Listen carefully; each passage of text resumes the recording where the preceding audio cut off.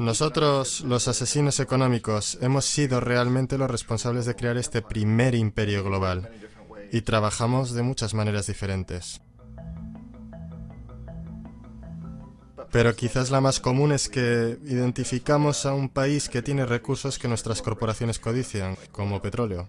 Entonces, concretamos un gran préstamo a ese país desde el Banco Mundial o una de sus organizaciones hermanas. Pero el dinero nunca va realmente al país. En cambio, van nuestras grandes corporaciones para fabricar proyectos de infraestructura en ese país, plantas de energía, parques industriales, puertos, cosas que benefician a unas pocas personas ricas en ese país, además de nuestras corporaciones. Pero en realidad no ayuda a la mayoría de la gente para nada. Sin embargo, esa gente, el país entero queda soportando una deuda enorme. Es una deuda tan grande que no la pueden pagar. Y eso es parte del plan. No pueden pagarla. Y entonces en algún momento volvemos y les decimos, escuchen, nos deben un montón de dinero, no pueden pagar su deuda, así que véndanos su petróleo muy barato a nuestras compañías petroleras. Permítanos construir una base militar en su país. O envíen tropas en apoyo a las nuestras en algún lugar del mundo como Irak. O voten con nosotros en la próxima votación de las Naciones Unidas. Hacer que privaticen sus compañías eléctricas y que privaticen su sistema de agua corriente y desagües y se los vendan a corporaciones norteamericanas u otras corporaciones multinacionales.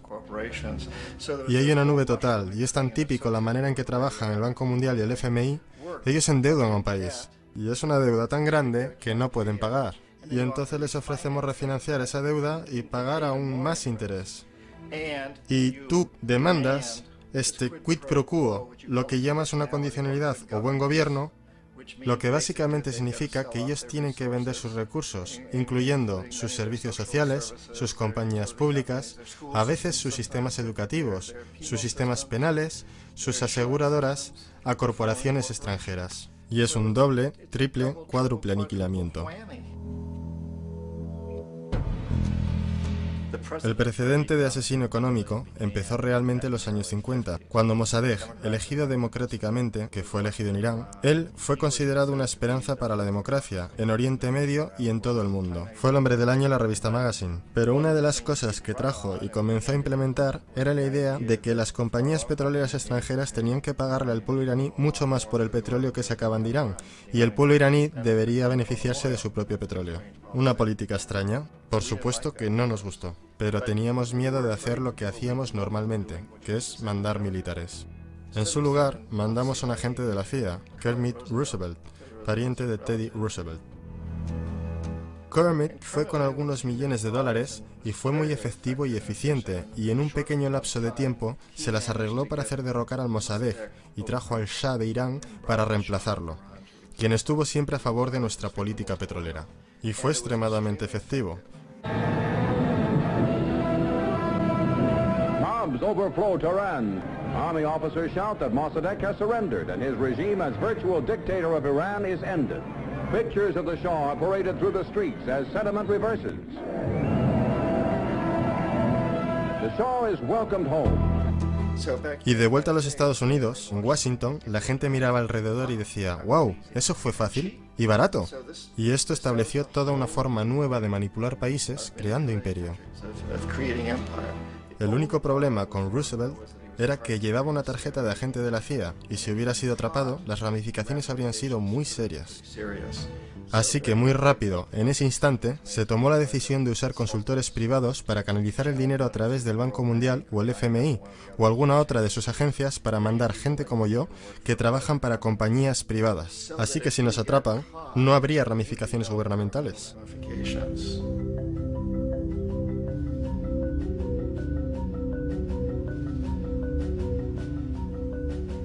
Cuando Arbenz se transformó en el presidente de Guatemala, el país estaba muy sumido bajo los pulgares de la compañía United Fruit y las grandes corporaciones internacionales. Y Arbenz corrió con esta postura que decía, ¿sabes? Nosotros queremos devolver la tierra a la gente. Y una vez asumió el poder, él estaba implementando políticas que harían exactamente eso, darle los derechos de la tierra de vuelta a la gente. A United Fruit no le gustó mucho eso. Y entonces contrataron una firma de relaciones públicas y lanzaron una campaña masiva en los Estados Unidos para convencer a la gente en Estados Unidos, los ciudadanos de los Estados Unidos, la prensa de los Estados Estados Unidos y el Congreso de los Estados Unidos de que Arbenz era una marioneta soviética y que si le permitiésemos mantenerse en el poder, los soviéticos tendrían un punto de apoyo en ese hemisferio. Y en aquella época había un gran temor en la mente de todos, del terror rojo, el terror comunista. Y entonces, para hacer corta una historia larga, de esta campaña de relaciones públicas vino un compromiso de parte de la CIA y los militares para eliminar a este hombre. Y de hecho lo hicimos. Mandamos aviones, mandamos soldados, mandamos chacales, nosotros mandamos todo para eliminarlo. Y lo eliminamos. Y tan pronto como fue removido de su oficina, el nuevo tipo que lo reemplazó reinstauró básicamente todo para las grandes corporaciones internacionales, incluyendo a United Fruit.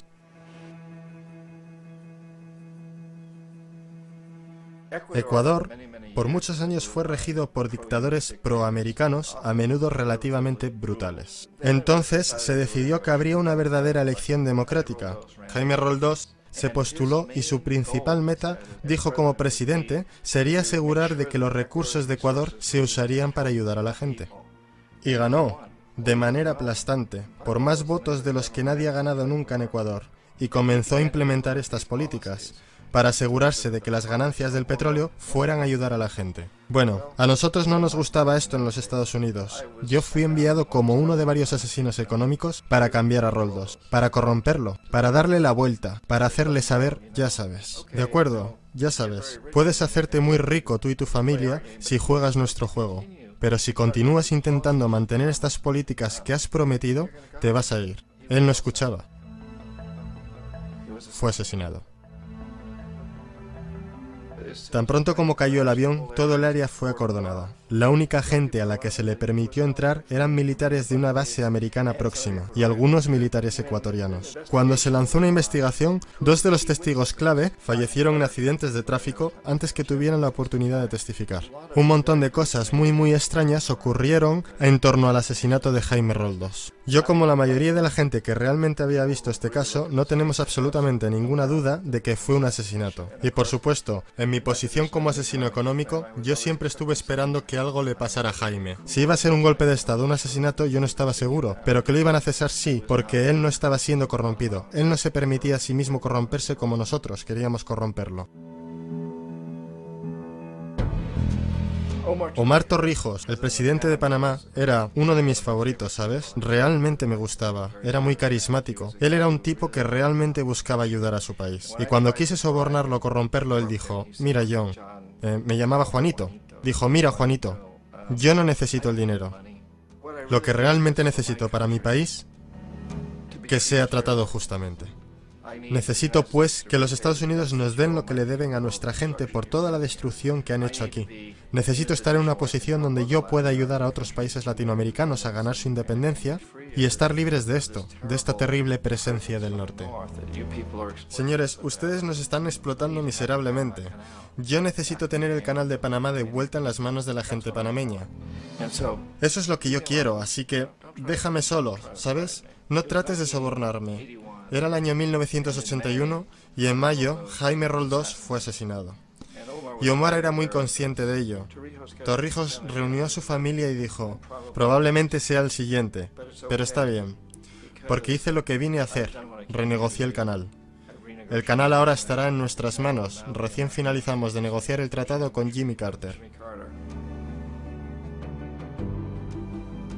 En junio de ese mismo año, solo un par de meses después, él también cayó en un accidente aéreo, el cual, no hay duda, fue ejecutado por chacales apoyados por la CIA. Hay un montón de pruebas de que uno de los guardias de seguridad de Torrijos le entregó en el último momento, mientras subía al avión, una grabadora. Una pequeña grabadora que contenía una bomba.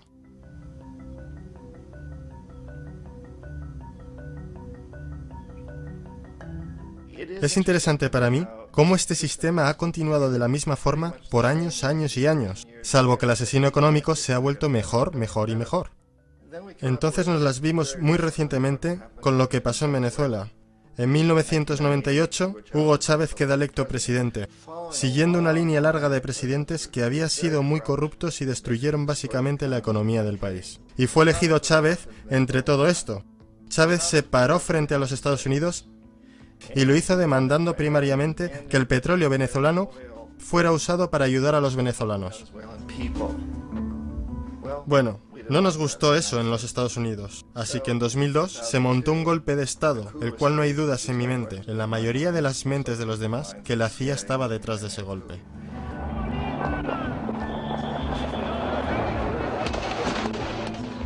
La manera en que fue fomentado ese golpe era muy parecido a aquel que Kermit Roosevelt hizo en Irán, de pagarle a la gente para que saliera a las calles, para manifestarse, para protestar, para decir que Chávez era muy impopular.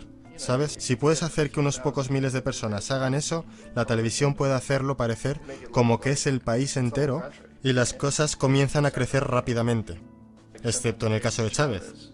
Él fue lo suficientemente inteligente y la gente lo respaldaba tan fuertemente que lo superaron. El cual fue un momento fenómeno en la historia de América Latina.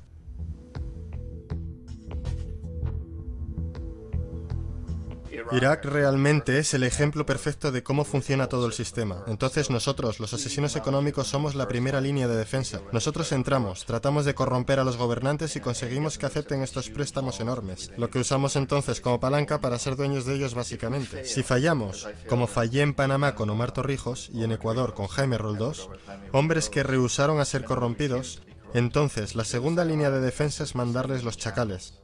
Y los chacales o derrocan gobiernos o asesinan. Y una vez que pasa eso, y un nuevo gobierno entra, ese nuevo presidente sabe lo que le pasará si no lo hace. En el caso de Irak, ambas líneas de defensa fallaron. Los asesinos económicos no fueron capaces de llegar a Saddam Hussein. Lo intentaron muy duro. Tratamos de conseguir que aceptase un trato similar al que la Casa de Saud aceptó en Arabia Saudí. Pero él no lo aceptaría. Y entonces los chacales fueron a eliminarlo.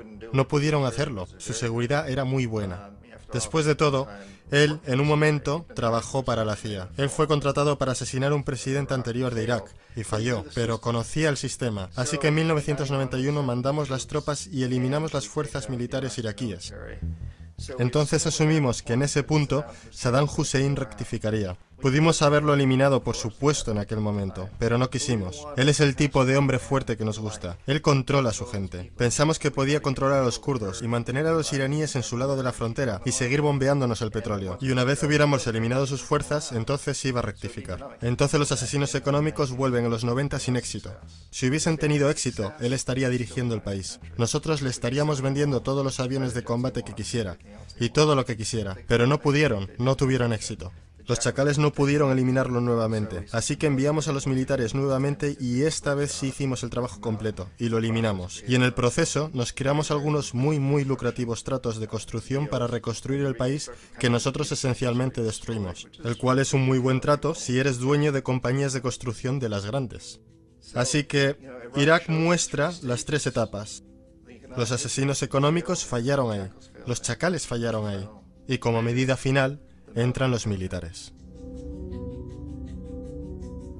Y de esa manera nosotros realmente hemos creado un imperio, pero lo hemos hecho muy sutilmente. Es clandestino. Todos los imperios del pasado fueron construidos sobre lo militar, y todos sabían que los estaban haciendo. Los británicos sabían que lo estaban haciendo, los franceses, los alemanes, los romanos, los griegos, y estaban orgullosos de ello. Siempre tuvieron una excusa como extender la civilización, extender alguna religión o algo como eso, pero sabían que lo estaban haciendo. Nosotros no. La mayoría de la gente en los Estados Unidos no tiene idea de que estamos viviendo de los beneficios del imperio clandestino, de que hoy hay más esclavitud en el mundo de la que nunca antes hubo. Entonces tienes que preguntarte, bueno, si es un imperio, entonces ¿quién es el emperador? Obviamente nuestros presidentes no son emperadores. Emperador es alguien que no es elegido, no sirve un periodo limitado y esencialmente no se justifica ante nadie. No puedes calificar a nuestros presidentes de esta forma. Pero sí tenemos lo que yo considero el equivalente del emperador, y es lo que yo llamo la corporatocracia. La corporatocracia es este grupo de individuos que dirigen nuestras corporaciones más grandes, y ellos realmente actúan como el emperador de este imperio. Ellos controlan los medios, sea a través de propaganda o por ser propiedad directa. Ellos controlan la mayoría de nuestros políticos porque financian sus campañas, ya sea a través de las corporaciones o de contribuciones personales que vienen de las corporaciones. Ellos no son elegidos, no sirven periodos limitados de tiempo, no se justifican ante nadie. Y en la misma cima de la corporatocracia realmente no puedes saber si la persona está trabajando para una corporación privada o el gobierno, porque ellos siempre se mueven hacia atrás y adelante. Así que tienes a un tipo que en un momento es el presidente de una compañía constructora como Halliburton y al momento siguiente es el vicepresidente de los Estados Unidos, o el presidente quien estaba en el negocio del petróleo. Y esto es verdad aunque tengas demócratas o republicanos en la oficina. Tienes ese moverse atrás y adelante por una puerta giratoria, y de esta forma nuestro gobierno es invisible por mucho tiempo, y las políticas son llevadas por nuestras corporaciones en un nivel u otro. Y entonces, nuevamente, las políticas del gobierno son básicamente forjadas por la corporatocracia y presentadas al gobierno y se convierten en política gubernamental. Hay increíblemente una relación íntima. Esto no es un tipo de cosa o teoría conspirativa. Esta gente no se tiene que reunir y conspirar para hacer cosas. Todos ellos trabajan básicamente bajo una asunción primaria, y esta es que deben maximizar las ganancias sin importar los costos sociales o ambientales.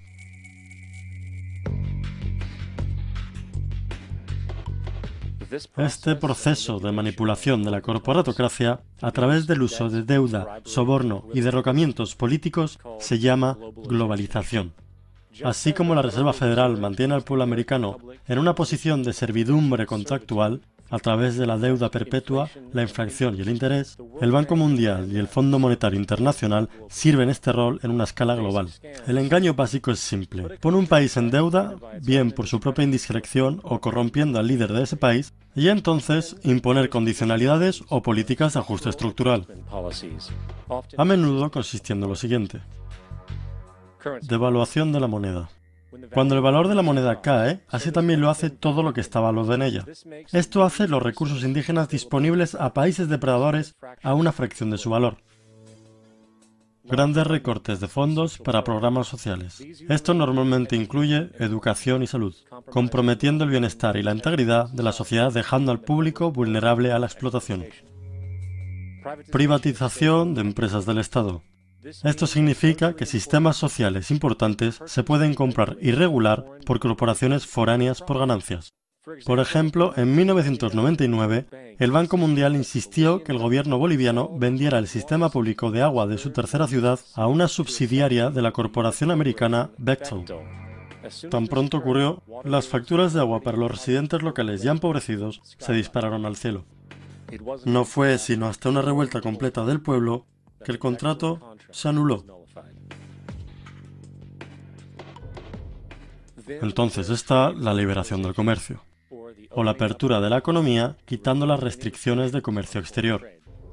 Esto permite un número de manifestaciones económicas abusivas, tales como que las corporaciones transnacionales traigan sus propios productos en masa, vendiendo más barato que la producción indígena y arruinando la economía local.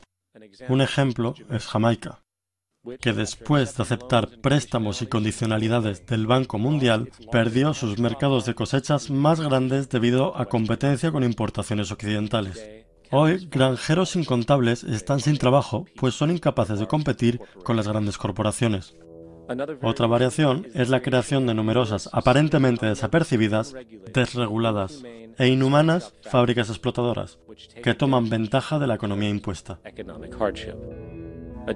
En adición, debido a la desregulación de la producción, la destrucción ambiental es perpetua, ya que los recursos a menudo son explotados por corporaciones indiferentes mientras liberan grandes cantidades de contaminación deliberada. La demanda ambiental más grande en la historia del mundo hoy viene de parte de 30.000 ecuatorianos y gente del Amazonas contra Texaco, de la que ahora es dueña Chevron. Así que es contra Chevron, pero por actividades conducidas por Texaco. Han estimado que han sido más de 18 veces lo que Exxon Valdez volcó en las costas de Alaska. En el caso de Ecuador no fue un accidente. Las compañías lo hicieron intencionalmente. Ellos sabían que lo estaban haciendo para ahorrar dinero en vez de arreglar la disposición apropiada. Además, un somero vistazo a los registros de rendimiento del Banco Mundial revela que la institución, que clama públicamente ayudar países pobres a desarrollar y aliviar la pobreza, no ha hecho nada, excepto incrementar la pobreza y la no distribución de riquezas, mientras las ganancias corporativas se elevan. En 1960, la brecha de ingresos entre un quinto de la población y los países más ricos versus un quinto en los países más pobres era 30-1. En 1998 era de 74-1. Mientras el Producto Bruto Global subió 40% entre 1970 y 1985, los que están en la pobreza en realidad son más, un 17% más. Mientras que de 1985 a 2000, aquellos que viven con menos de $1 al día se incrementaron un 18%. E incluso el Comité Económico del Congreso norteamericano admitió que hay un mero 40% de éxito de todos los proyectos del Banco Mundial. En los años 60, el Banco Mundial intervino en Ecuador con grandes préstamos. Durante los próximos 30 años, la pobreza creció del 50% al 70%. Sobreempleo y desempleo crecieron de 15% al 70%. La deuda pública se incrementó de 240 millones a 16.000 millones, mientras que la porción de recursos destinados a los pobres bajó de 20% al 6%. De hecho, para el año 2000, el 50% del presupuesto nacional de Ecuador tuvo que ser destinado para pagar sus deudas.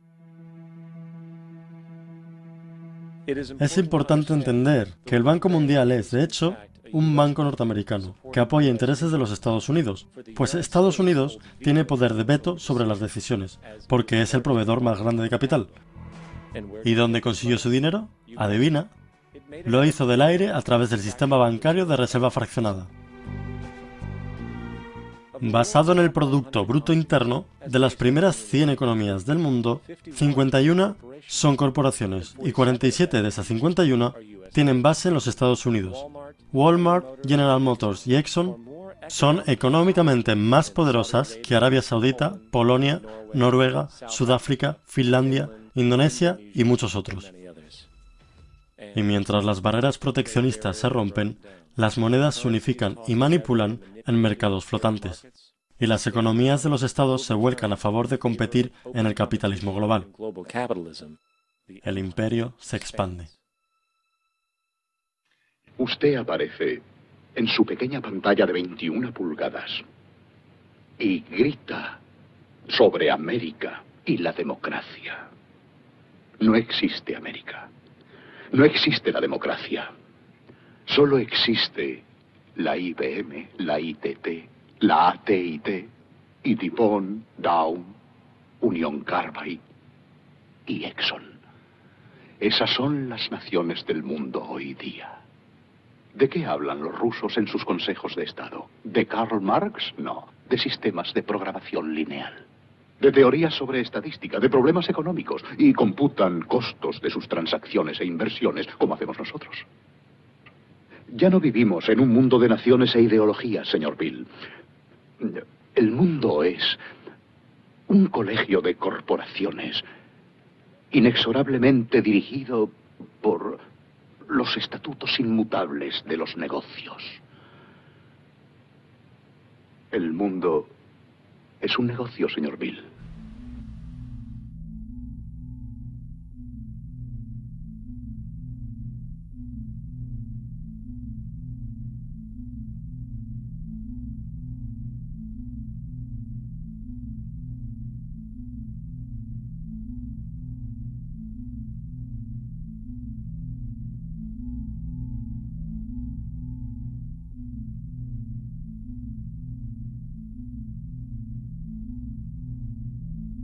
El mundo está siendo tomado por la mano poderosa de los negocios, que dominan los recursos naturales de los que necesitamos vivir, mientras controlan el dinero que necesitamos para obtener estos recursos. El resultado final será un monopolio mundial basado no en la vida humana, sino en poder financiero y corporativo. Y mientras la inequidad crece, naturalmente más y más gente se desespera. Entonces el establishment se vio forzado a buscar una manera de lidiar con cualquiera que desafíe el sistema. Así que dieron a luz al terrorismo. El término terrorista es una distinción vacía, designada para cualquier persona o grupo que elija desafiar lo establecido. Esto